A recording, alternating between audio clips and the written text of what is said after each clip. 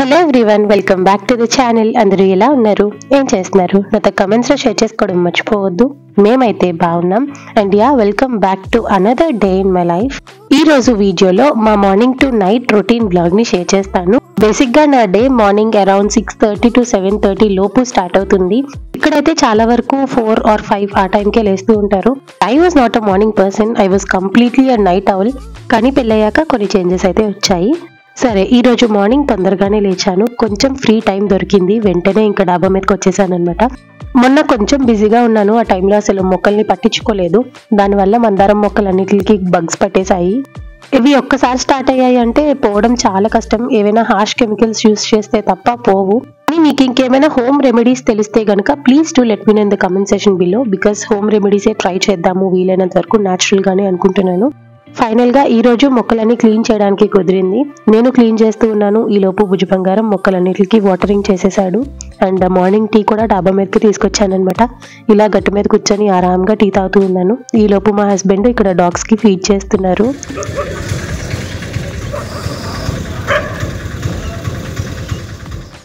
చాలా రోజుల తర్వాత అలా ఆరాంగా కూర్చొని టీ తాగే టైం దొరికింది.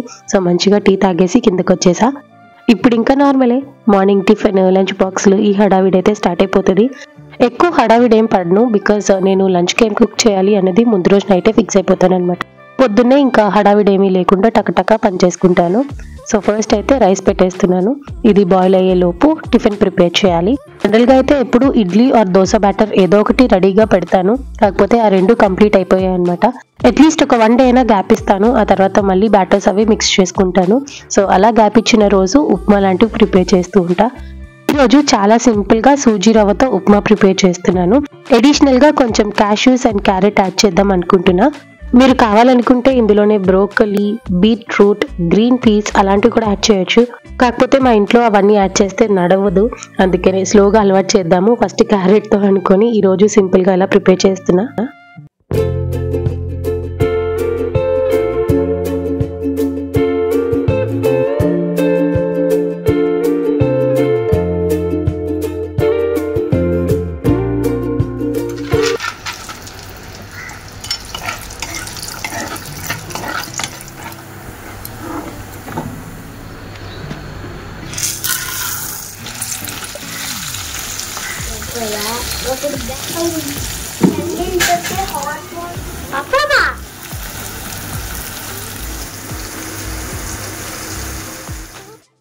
ఇంకా చూసారు కదా, ఉప్మా రెసిపీ అందరికీ తెలిసిందే కాబట్టి నేను పర్టికులర్ గా అంటూ ఏం షేర్ చేయట్లేదు. వెజ్జీస్ అన్ని ఫ్రై చేసిన తర్వాత ఈరోజు క్యారెట్ యాడ్ చేశాను కదా, అది కొంచెం ఉడకడానికి టైం పడుతుంది. అందుకని చెప్పేసి కొంచెం బాయిలింగ్ వాటర్ యాడ్ చేశాను, సో దట్ అది క్విక్ గా ఉడికిపోతుంది. సో ఇంకా క్యారెట్, రిమైనింగ్ వెజ్జీస్ అని ఉడికే లోపు ఇక్కడైతే లంచ్ బాక్స్ కి ఎగ్ రైస్ ప్రిపేర్ చేస్తున్నాను. ఇంక ఈ రోజు ఎగ్ రైస్ కొంచెం డిఫరెంట్ గా ప్రిపేర్ చేసా. ఏం లేదు, ఫస్ట్ ఎగ్స్ ని ఇలా స్క్రాంబుల్ చేసుకున్న తర్వాత ఆయిల్ లోని వెల్లుల్లిపాయలు, ఆనియన్స్, క్యారెట్ యాడ్ చేశాను. మీరు ఇందులోనే కావాలనుకుంటే గ్రీన్ పీస్ లేకపోతే ఫ్రెంచ్ బీన్స్ అవి కూడా యాడ్ చేసుకోవచ్చు, టేస్ట్ బాగుంటుంది. కాకపోతే నేను ఈ రోజు ఎగ్ రైస్ కూడా చాలా సింపుల్ గా ప్రిపేర్ చేస్తున్నాను. ఇంకిగోండి, మీతో మాట్లాడుతూనే ఉప్మా ప్రిపేర్ చేసేసాను. చూడ్డానికి చాలా బాగుంది కదా, చూడ్డానికే కాదండి తినడానికి అయితే ఎక్సలెంట్ వచ్చింది. ఆ రోజు ప్లెయిన్ ఉప్మా చేసుకునే కన్నా ఇలా ఏదో ఒక వెజ్జీస్ యాడ్ చేస్తే వెజ్జీస్ యొక్క ఫ్లేవర్ ఇన్ఫ్యూజ్ అయ్యి ఉప్మా టేస్ట్ ఇంకా బాగుంటుంది. ఒకసారి ట్రై చేయండి. ఇక్కడైతే ఎగ్ రైస్ కోసం మనం వెల్లుల్లిపాయలు, ఆనియన్, క్యారెట్ ఫ్రై చేసుకున్నాం కదా, అవి బాగా ఫ్రై అయిన తర్వాత ఇందులోని ఉడికించి చల్లార్చిన రైస్ తో పాటు రుచికి సరిపడా ఉప్పు ఇంకా పెప్పర్ పౌడర్ యాడ్ చేశాను.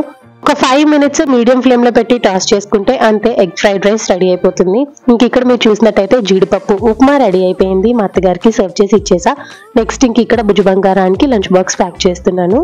వీడు ఎప్పుడెప్పుడు మా అమ్మ లంచ్ బాక్స్ ప్యాక్ చేస్తుందా అని వెయిట్ చేస్తూ కూర్చుంటాడు. వన్స్ లంచ్ బాక్స్ రెడీ అనగానే ఇంకా వెంటనే డాడీ నేను రెడీ అయిపోయాను, నన్ను స్కూల్లో డ్రాప్ చేసే అంటాడు.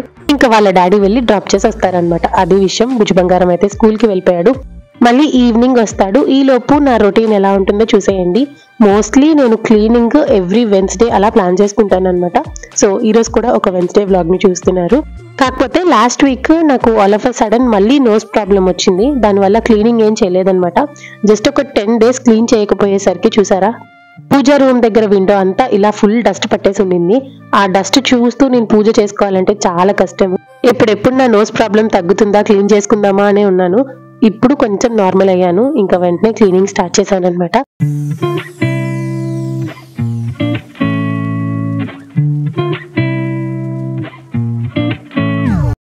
పూజ రూమ్ క్లీన్ చేయకముందే నేను బట్టలు వాషింగ్కి వేశాను. సో దట్ అది ఒక సైకిల్ కంప్లీట్ అయ్యే లోపు ఇక్కడ నేను పూజ గది క్లీన్ చేసుకోవాలని టార్గెట్ పెట్టుకుంటాను అనమాట. With in span of 15 to 20 minutes లోనే మొత్తం పూజ గది అంతా క్లీన్ చేశాను. ఆ తర్వాత మంచిగా పూజ చేసుకున్నాను. ఇప్పుడు మనసు కొంచెం ప్రశాంతంగా అనిపించింది. లేకపోతే ఎక్కడ చూసినా దుమ్ము ధూళి ఇదే కనిపిస్తూ ఉంది.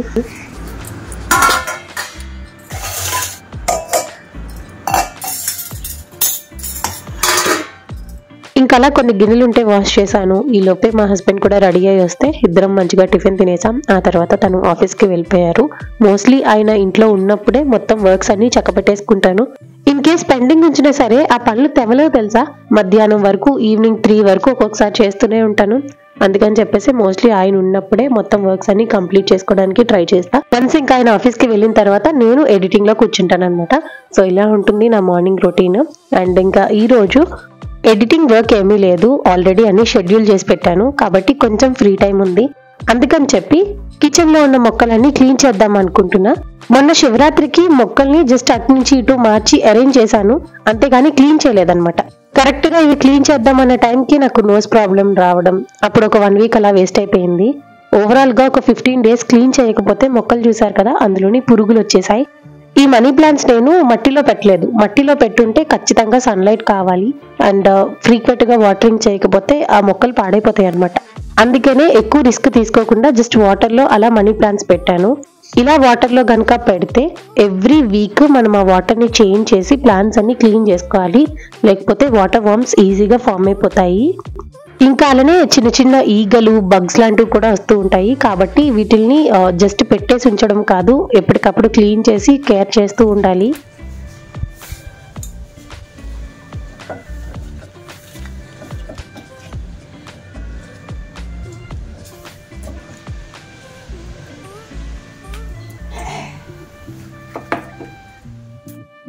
ఇంకా ప్లాంట్స్ అన్ని క్లీన్ చేసిన తర్వాత ఆర్గనైజ్ చేసే ముందు ఒకసారి ఈ కౌంటర్ టాప్ అంతా క్లీన్ చేద్దాం అనుకుంటున్నాను.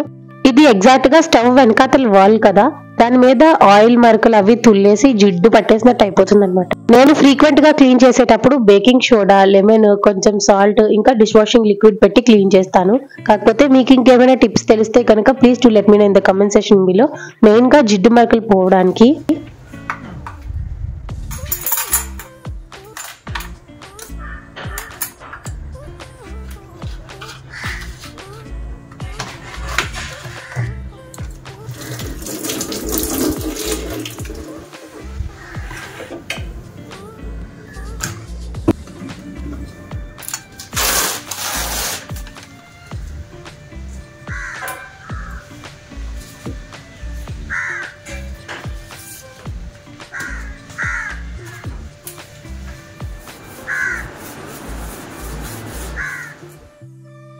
తర్వాత ఇట్ సైడ్ కార్నర్ లో ఒక ఆవకాయ ట్రే అరేంజ్ చేసుకున్నాను. ఇక్కడ ఏంటంటే అన్ని ఆవకాయలు ఒక ట్రేలో పెట్టి పెడతాను.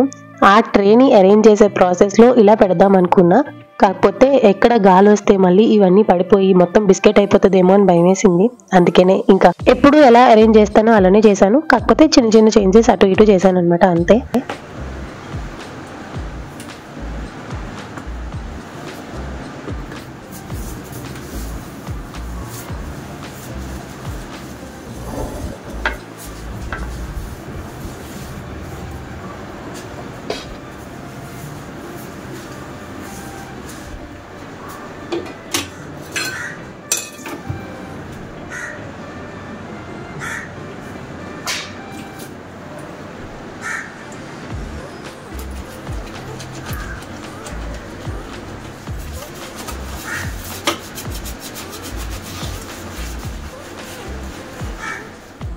తర్వాత ఇంకా లాస్ట్ లోని స్టవ్ క్లీన్ చేసుకుంటున్నాను. ఇక్కడతో ఆల్మోస్ట్ కిచెన్ క్లీనింగ్ అయితే కంప్లీట్ అయింది. కాకపోతే కింద షెల్ఫ్స్ అవి అదే పనిగా డీప్ క్లీన్ చేయడానికి కుదరట్లేదు. అక్కడ చాలా ఎక్కువ డస్ట్ అక్యూములేట్ అయిపోయింది అనమాట. ఏ మాత్రం కొంచెం కదిపించినా మళ్ళీ నాకు డస్ట్ అలర్జీ వస్తుందేమో అని భయము. ఈసారి అమ్మ వాళ్ళు వచ్చినప్పుడు వాళ్ళ హెల్ప్ తీసుకొనైనా క్లీన్ చేయాలి. సో ఇలా కిచెన్ కౌంటర్ టాప్, స్టవ్ అంతా క్లీన్ చేసిన తర్వాత యూస్ చేసిన క్లాత్స్ అన్ని వెంటనే వాష్ చేసేస్తాను. అవి బయట ఎక్కడ కాదు, జస్ట్ అలా కౌంటర్ టాప్ మీదే ఆరేస్తా. సో దట్ ఇప్పుడు డైరెక్ట్ గా సన్లైట్ కిచెన్ లోకి వస్తుంది అనమాట. ఒక 10-15 మినిట్స్ లోనే క్లాత్స్ అవి డ్రై అయిపోతాయి. అవి మళ్ళీ నీట్ గా అరేంజ్ చేసి పెట్టేసుకుంటాను. తర్వాత ఇవన్నీ క్లీన్ చేసేసరికి ఆల్మోస్ట్ టైం 4 అలా అయిపోయింది అనమాట. ఇంకా బుజ్జి బంగారం కాసేపట్లో స్కూల్ నుంచి వచ్చేస్తాడు. ఈ రోజు వాడికి ఈవినింగ్ స్నాక్ గా స్వీట్ పొటాటో బాయిల్ చేసి ఇద్దాం అనుకుంటున్నా.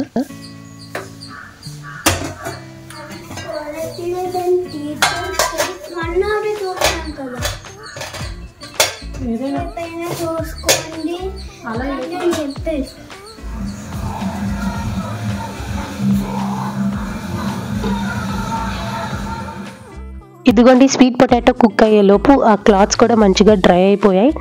అవన్నీ ఎక్కడికక్కడ అరేంజ్ చేసుకున్నాను. ఈ లోపే స్వీట్ పొటాటో కూడా మంచిగా స్టీమ్ అయిపోయింది. ఇప్పుడు ఎవరికి వాళ్ళకి సర్వ్ చేయాలి. ఈ స్వీట్ పొటాటో పిల్లలకి చాలా మంచిదండి. అట్లీస్ట్ వీక్లీ 2 or 3 ఇవ్వడానికైనా ట్రై చేయండి.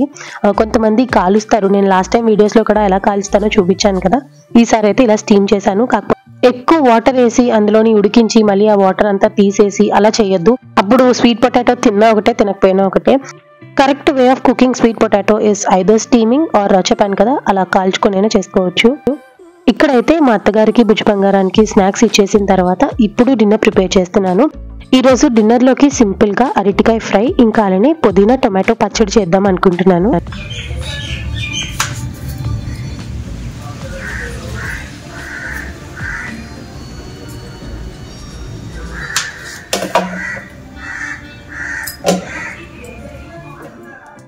సరే ఇంకా ఫస్ట్ పచ్చడి ప్రాసెస్ ఏంటో చూద్దాము. ప్యాన్ లో ఆయిల్ యాడ్ చేసిన తర్వాత పచ్చిశనగపప్పు, ఆవాలు, జీలకర్ర, కొన్ని మెంతులతో పాటు వెల్లుల్లిపాయలు, కారానికి తగ్గట్టు పచ్చిమిరపకాయలు, కొంచెం కరివేపాకు యాడ్ చేసి ఫ్రై చేసుకోవాలి. అన్ని బాగా ఫ్రై అయిన తర్వాత కట్ చేసి పెట్టిన టొమాటో పీసెస్ తో పాటు రుచికి సరిపడా ఉప్పు ఇంకా అలానే మంచిగా వాష్ చేసి పెట్టిన పుదీనా యాడ్ చేసుకోవాలి. ఇక్కడ నేనైతే 3 కట్టలు పుదీనా వరకు తీసుకున్నాను. ఇది మంచిగా చిన్న పీసెస్ గా కట్ చేసి యాడ్ చేసి అంతా కలిసేటట్టు మిక్స్ చేసుకొని మూత పెట్టేయండి. టొమాటో బాగా మగ్గాలన్నమాట. ఇంకా ఈ లోపు అరటికాయ ఫ్రై ప్రిపేర్ చేస్తున్నాను. ఇది కూడా చాలా సింపుల్, ఏం లేదు. ప్యాన్ లోని కొంచెం ఆయిల్ యాడ్ చేసుకోవాలి. అది వేడైన తర్వాత వెల్లుల్లిపాయ రెబ్బలు, ఆవాలు, జీలకర్రతో పాటు కరివేపాకు, రుచికి సరిపడా ఉప్పు, పసుపు వేసి ఫ్రై చేశాను. అవి కొంచెం వేగిన తర్వాత కట్ చేసి పెట్టిన అరటికాయ ముక్కలు కూడా వేసేసి అన్ని కలిసేటట్టు మంచిగా మిక్స్ చేసుకొని మూత పెట్టేయండి. అరటికాయలు లో ఫ్లేమ్ లో పెట్టి మగ్గిస్తే ఈజీగా మగ్గిపోతాయి.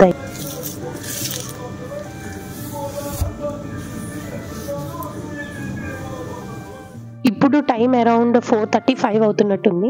ఈ టైంలో డైరెక్ట్గా సన్లైట్ కిచెన్లోకి వస్తుంది కదా, అది ఒక గోల్డెన్ అవర్ లాగా భలే ఉంటుంది. అందుకనే మోస్ట్లీ వీలైనంత వరకు నైట్ డిన్నర్ ఈ టైంలోనే ప్రిపేర్ చేస్తూ ఉంటాను. నాకు ఇలా బ్రైట్ లైట్లో వంట చేయడం అంటే చాలా ఇష్టము. దట్టు మా అత్తగారు అరౌండ్ 6-6:30 కంతా డిన్నర్ చేసేస్తారు. సో కొంచెం వంట తొందరగా కంప్లీట్ చేసుకున్నాను అనుకోండి. Rest of the time remaining works అన్ని చూసుకుంటాను. అంటే గిన్నెలు ఉంటే క్లీన్ చేస్తాను, బట్టలు ఆల్రెడీ వాష్ చేసి ఉంటాయి కదా అవన్నీ డాబా మీద నుంచి తీసుకొచ్చి మడత పెట్టి అరేంజ్ చేసుకోవాలి. ఇంకా తర్వాత బుజ్జిబాబుని చదివించడము, ఈ పనులన్నీ ఉంటాయన్నమాట. అరటికాయ ఫ్రై గురించి చెప్పలేదు కదా, ఇదిగోండి అరటికాయలన్నీ బాగా మగ్గిన తర్వాత లాస్ట్ లో కారం యాడ్ చేసి ఇంకొక 5 minutes ఫ్రై చేస్తాను అంతే. సో వేడి వేడి అరటికాయ ఫ్రై రెడీ. తర్వాత పచ్చడి విషయానికి వస్తే పుదీనా ఇంకా టొమాటోస్ బాగా మగ్గిన తర్వాత స్టవ్ ఆఫ్ చేసి అది కంప్లీట్ గా చల్లారిన తర్వాత మిక్సీ పట్టేసుకోవడమే, అంతే. పుదీనా టొమాటో పచ్చడి రెడీ. మీరు కావాలంటే లాస్ట్ లో తాలింపు యాడ్ చేయొచ్చు, కానీ నేను ముందే తాలింపు అంతా వేసి పెడతాను కదా, అందుకనే లాస్ట్ లో మళ్ళీ సెపరేట్ గా తాలింపు అంటూ ఏం వేయనమాట. ఇంకా అంతే, పచ్చడి కూడా రెడీ అయిపోయింది. అన్నం మాత్రం తినే ముందు వేడివేడిగా కుక్ చేస్తాను అనమాట. సో ఇదండి నా morning to night routine vlog. Hope ఈ వీడియో మీకు నచ్చిందని అనుకుంటున్నాను. నచ్చినట్టయితే like, share, comment and please do subscribe to the channel. Don't forget to press the bell icon for more videos. So ఇది ఇవాల్టి వీడియో. మళ్ళీ నెక్స్ట్ వీడియోలో కలుద్దాం. అంతవరకు టేక్ కేర్ అండ్ బాయ్.